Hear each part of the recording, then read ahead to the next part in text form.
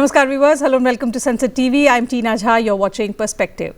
At CoP30 in Belém, Brazil, India has delivered a strong message to the world. Environment Minister Bhupender Yadav called for this year's conference to be remembered as a COP of implementation and a COP of delivery on promises. Delivering India's national statement at the high-level segment of CoP30, the Environment Minister issued a sharp reminder to the developed countries that climate ambition must be higher, net zero targets must be reached earlier, and climate finance must move from billions to trillions with accessible, affordable technologies free from restrictive barriers. He also used the opportunity to highlight India's own record, from cutting emission intensity by over 36% since 2005 to crossing the 50% non-fossil power capacity milestone 5 years ahead of schedule. He also underlined the momentum from missions on solar, biofuels, nuclear and green hydrogen, and also noted that planting of over 2 billion saplings in just about 16 months is a testament to India's community-led climate action.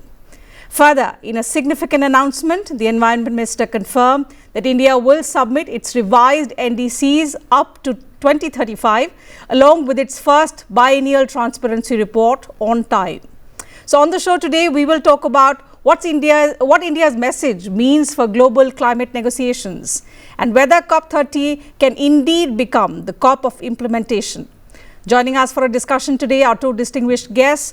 We're joined virtually by Mr. Subramaniam Polipaka. He's CEO, National Solar Energy Federation of India.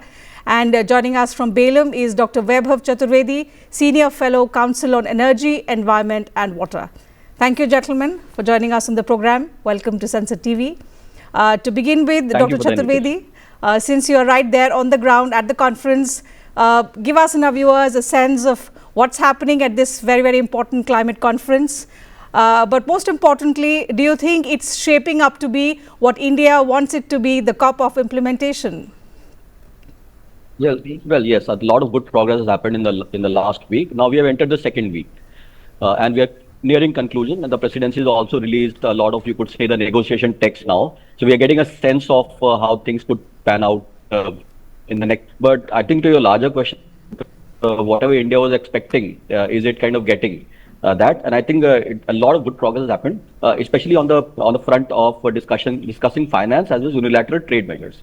These two issues, India has been championing these two issues. As you know, the European Union has put a carbon tax on India and many other countries. And that is an issue very close for India because we will be impacted. So India has been trying for some time to get this on the agenda and not really been very successful, but at least at this COP. The president has started a parallel process under the presidency itself where consultations are happening. So a space has been created for India and the developing South to talk about these kind of unilateral trade measures. So it's a great progress for India. And the second thing is finance has always been very important. Let's see how the progress is.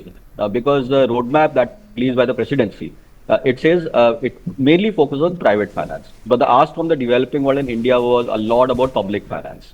And it is not very clear how much public finance would actually come into, which has been the demand. So let's see what happens on the finance front. But I would say talks have been very positive. Okay, we will discuss on the expectations on the final outcomes, particularly on the climate finance bit. But coming to the national statement which the Union Environment Minister made, and especially in context of the kind of reactions that you would have seen on the ground, how is India's strong call for higher ambition, earlier net zero deadlines on part of the developed countries, and the climate finance, most importantly, being in trillions now instead of billions, how is it being received by other countries, and most importantly, the message being delivered to those for whom it is meant for?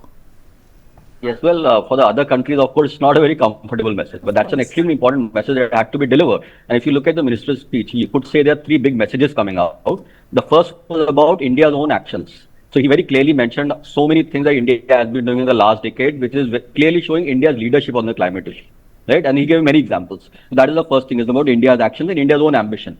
The second part of what he very clearly said is about the need for finance, because the whole call about accelerated actions cannot be dissociated. It's not dissociated with finance. So unless you give or provide a low-cost finance for the developing world. You can't really expect ambition, right? So that's why this whole point about finance should not be in billions, it should be in trillions. He emphasized that. That's also a very clear message.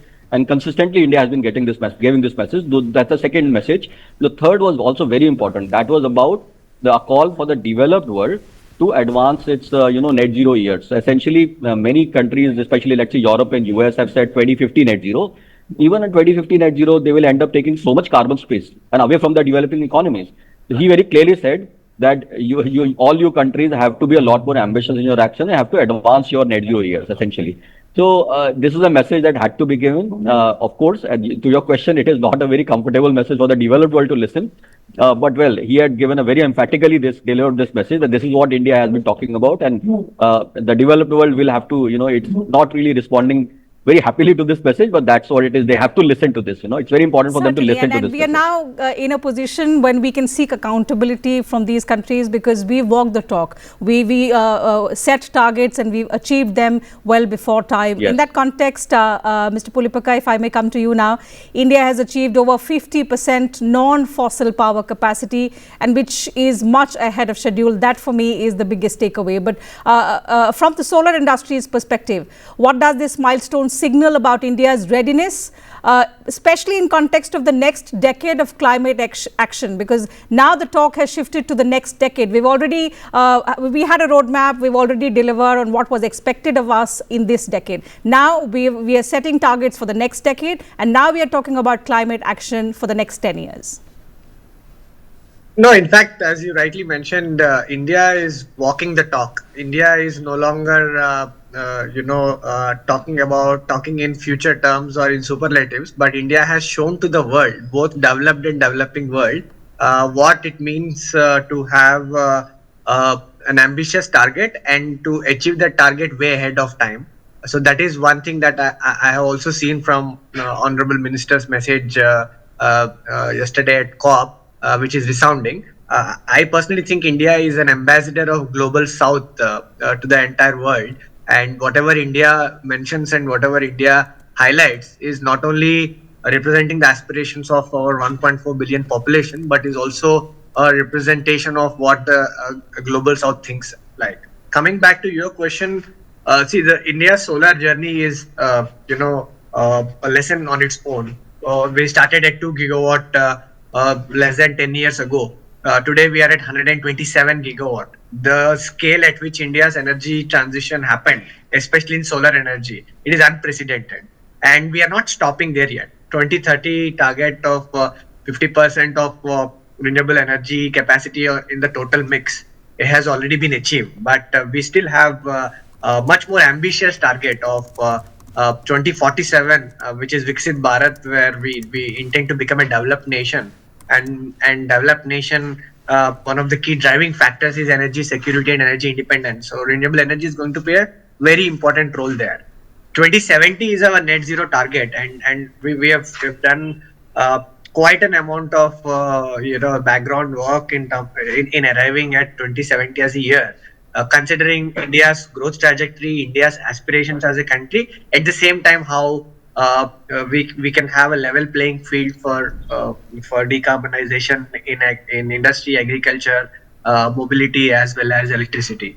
So solar is definitely going to play an important role.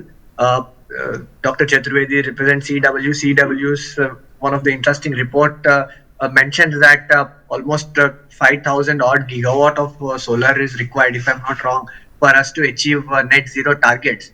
That by 2070, that is a testament to solar's increasing role. But if you see what is happening in the last 2 years in India, while you also rightly mentioned 2030 NDCs we have already met, but going forward, the next decade, which we will also culminate with the 100th anniversary of our independence, India has also recalibrated its strategy to add storage to renewables so that we get firm dispatchable renewable energy. At the same time, we decrease our dependency on conventional fuels. So in a nutshell, three things that are highlight from Honorable Minister's speeches. Of course, India is walking the talk. We are that bridge between the developed and developing nations. And whatever we have achieved in the last 7 or 11 odd years is an example both for developing countries as well as developed countries, especially when it comes to energy transition and particularly solar. Okay, one question before I go back to Dr. Chaturvedi, and this relates to the technology and IP barriers that Environment Minister asserted about during the national statement. He strongly called for affordable climate technology, which is free from restrictive IP barriers. Mr. Pulipaka, how big a challenge do restrictions, the IP restrictions, pose to domestic manufacturing solar innovation? The Honorable Minister is actually 100% right when he mentioned about restrictions to IP and technology. Most of our sectors, even if we don't want to talk specifically about solar, most of them have been a casualty of this, and solar is not an exception. Today, as India wants to become Atmanirbhar, and while we have done significantly good in energy transition, energy independence, energy security is still an issue. It warrants us to become more reliant on our domestic supply chain. And domestic supply chains, the entire value chain of our solar manufacturing starts at mines and, our polysilicon, and then we go to ingots, wafer cell, and module. Access to affordable technology, which can unlock our own potential to have a resilient supply chain in India, is definitely a challenge for us to achieve our targets.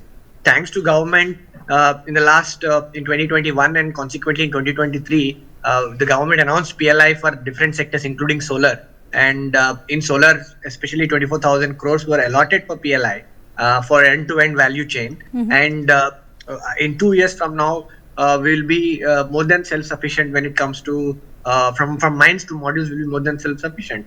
But the anchor and the contributing factor, or rather the significant impediment for us, still remains on the technology, the access to technology and affordable access to it, and that is something that is very much required. But alluding to one more statement that Honorable Minister mentioned on finance and blended finance, I think that is also where I fully endorse his view on upping up the commitment from billions to trillions, because we literally don't have time, and we have shown as India how, when you're able to implement ambitious programs at scale, you actually can make renewable energy more affordable. Okay, so if that happens, if climate finance moves from billions to trillions, what is the biggest leap that India's solar sector will perhaps take to take us on that pathway much closer to 2070 is what I'll come back to you and understand. Hold your thoughts for the moment. Let me go back to Dr. Chaturvedi, try and get his perspective on the fact that when we are in a position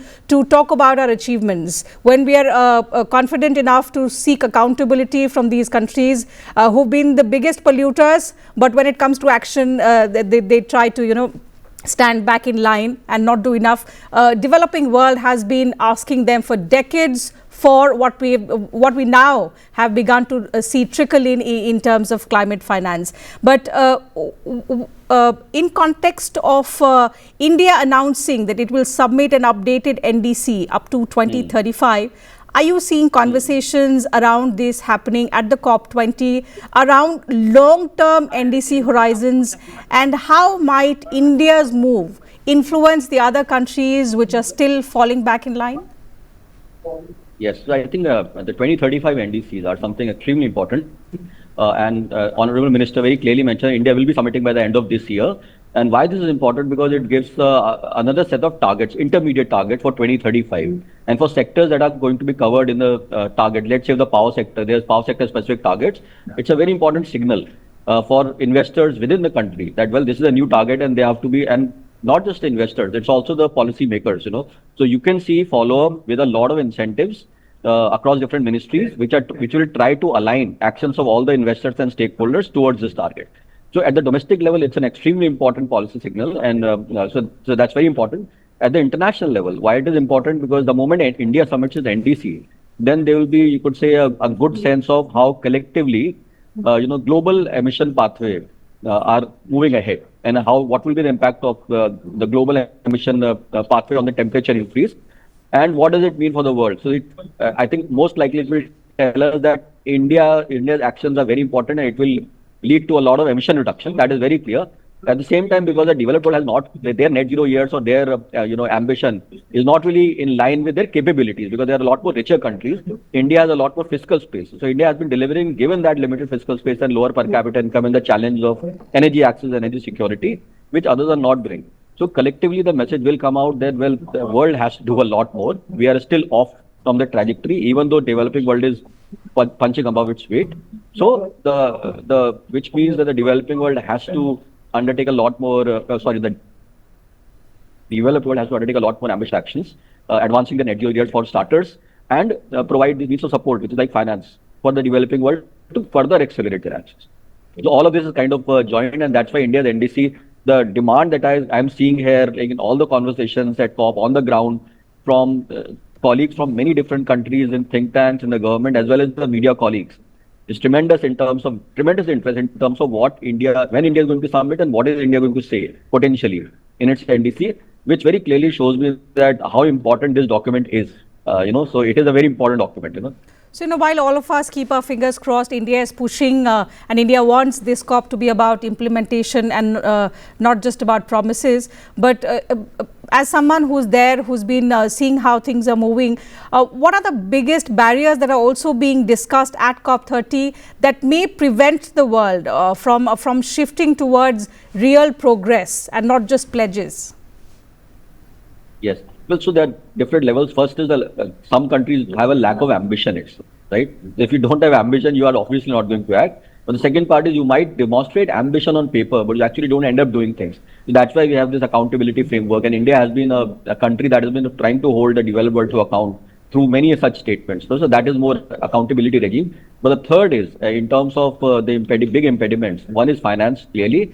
And the second is the technologies. Technology transfer is also a very big issue. IPs, as you already discussed, it's also a very, very important issue. On the issue of finance, I think I should mention that private finance is there. Private finance is ultimately that will make things happen on the ground that everybody understands. The question is about public finance. How much public finance can you actually deliver on low cost that will crowd in the private finance? It's a public finance is used as a leverage to crowd in private finance for the sectors where accelerated actions have to happen. Now, in absence of that kind of low-cost public finance availability in the developing world, of course, actions are going to be hit, right? So everybody knows it. It's just that the developed world is kind of not delivering on its stated commitment, and also not showing a lot of happiness in terms of the finance commitment that they should be delivered. And given the geopolitical situation, it's clearly not on the priority of these countries. You spoke of technology and finance. Let me take the question on finance to Mr. Pulipaka. If the global climate finance truly scales up, if we move from billions to trillions, something that has become sort of the narrative there, where would India's solar sector most urgently put in that capital? Will it be R&D? Will it be infrastructure? Will it be your grid upgrades, or will it be storage? I mean, I do really hope we at least first get the billions before we go to trillions, because that has always been... We are an optimistic nation. Yes. But I think in Indian perspective, or rather if you take a holistic approach of developing countries, especially that of global south, there are three main levers that can accelerate energy transition. First is, of course, distributed renewable energy with the rooftops, this agriculture, solar. These all will help us decongest the grid, ensure that we are able to generate where we consume, and also decarbonize agriculture, industry, and electricity to begin with.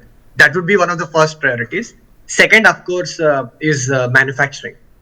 Today, as manufacturing is becoming democratized, and many countries would like to have some kind of control on their supply chain, including India. I personally think, at least from Indian perspective, it would be worth investing significant amount of money into manufacturing, domestic manufacturing, and allied to that, because the entire ecosystem cannot function in silos. Manufacturing generally starts at R&D labs, and then tests, and then you have machines, then you go into upstream, and then finally you end up at module. So I think that entire value chain is something that should be looked at when it comes to manufacturing as a whole. Last but not the least is application oriented aspects of renewable energy, or which we call now productive use of renewable energy pure. For example, especially in rural areas or agrarian economies, solar-powered appliances like cold storage, solar-powered milk chilling machines, solar-powered dryers, solar-powered flour mills. All of these things will definitely not only contribute in broader climate goals, but also will help in improving the socio-economic conditions of the end beneficiary. So I personally think the distributed renewable energy in general, manufacturing and productive use of renewable energy application oriented. These three would be my priorities if we were to get billions or trillions. So we have the priorities. Let's hope that finance comes in as expected. But realistically, since Dr. Chaturvedi, you are on the ground, you're hearing the conversations, you're also aware of the impediments which you just highlighted. What would you anticipate realistically that could be delivered at the end of COP30, and where does India stand on those deliverables? Yeah, well, I think the final few legs are left. So let us wait for 3 days. I think a lot will come out, but something much more meaningful on finance, not in terms of target. The target has already been decided last year. So we are not looking at like a new target coming in, but in terms of institutional mechanism, as well as clarity on the terms of finance and the structures through which it will be delivered. I think the COP president made a very interesting statement that there is enough finance in the world. It's not about lack of finance per se, but it is just you need to create a mechanism, global architecture, which ends up delivering that finance on climate and green issues. I think that is what is lacking. At the beginning of COP30, I remember, Dr. Chaturvedi, we had a conversation about the roadmap which COP29 and COP30 presidencies had prepared just ahead of COP30. Yes. Are serious conversations taking place on the implementation of the roadmap? They had even made suggestions, recommendations about where that finance will come in. There is no dearth of finance. They had even suggested ways through which we can bring that finance together and direct it towards climate action. Are there serious conversations taking place about implementing that roadmap? Yes, exactly. So that has been one very big agenda for this COP. And our expectation is some, agreement on that front happens. Because otherwise it is again a theoretical roadmap. So that is a very important conversation that is happening at the COP. The second important conversation happening is also on, this global goal on adaptation. As I said, that adaptation is very important, especially India is a very vulnerable country. So that's another strand of conversation. We are hoping that something will be delivered on the global goal on adaptation also. The third very important development is at least unilateral trade measures are being discussed. As I said, a space has been created, even though it is not formally a part of the agenda, but at least a space has been created, and a lot of interesting comments are coming on how do you move forward in the unilateral trade measure, how do you deal with them, So I think at the end of the COP, with a few days are left, we do hope to see some good progress on at least some of these items. But of course, in agenda, there are many other items also, but at least these three big items from the Indian perspective, we do hope some, very positive progress to happen. And the mood is actually very positive. The Brazilian presidency is doing a great job, at least as of now. So hopefully they are able to convert the final few hurdles, in which always are there in the negotiation process, and converted them to some very meaningful results in terms of the outcome from this COP. That's right. India has already spoken of responsibility, resilience and real action on the ground. As Dr. Chaturvedi said, COP30 is into its final stretch. We hope some significant outcomes will be achieved at the end of it. But I think the challenge before the world is extremely simple. Match the words that you have already promised with will and with action. That is what COP30 has been all about. No new pledges, just living up to the promises that have been made in the past. Let's hope that significant outcomes come out of this COP30. But for now, we'll have to wrap up this conversation. Time allows us to take up only that much on the program. Thank you once again, Dr. Chaturvedi, Mr. Pulipaka, for joining us for such an engaging conversation. It's been a delight speaking to you about different aspects of the progress that India has made in this sector and how we are now, with credibility, expecting the developed world to also do their part. With that, we'll have to wrap up the conversation. Thank you once again, and thank you to you viewers as well for your time.